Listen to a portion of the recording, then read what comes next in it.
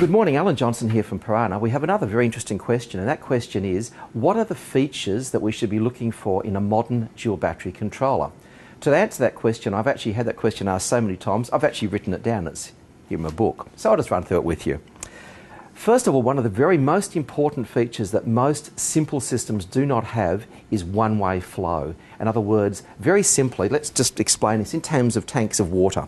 If this is a battery and this is a battery, but they're actually, think of them as tanks of water. If that one is full and that one is flat and we join the two tanks together, they'll equalise. So that full one will go down to half and that will come up to half.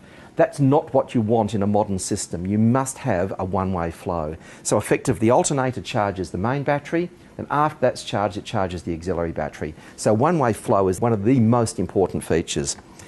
The second thing is we must have, in a smart, intelligent, modern system, electronic current limiting. We can't be using fuses or circuit breakers. They just are not fast enough to protect those computers that we need to look after. Okay. The next feature is, and I always ask this question, is not if it goes wrong, when it goes wrong, because everything gets old and wears out eventually. It's absolutely critical that when a system fails, you are not going to be left stranded. But if you were stuck out there with no ability to get your car going again, you would probably die unless somebody saw you.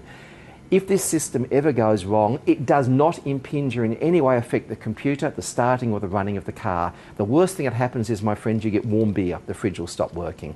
Back to the points again. Okay, joins. In every electrical system, a join is the potentiality of having a problem.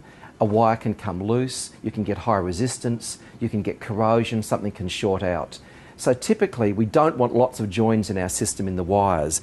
In these smarter systems we typically only have two connections, one onto each of the batteries. If you've got external fuses and circuit breakers, you end up with 6 or more connections. So keeping the joins to an absolute minimum is really, really important. The next thing, of course, is an infinite choice of batteries. Now, you don't have much choice over what battery the car comes with when you buy it initially, but once that battery is worn out, the choice is up to you. With smart systems, we can run any type of chemistry or technology.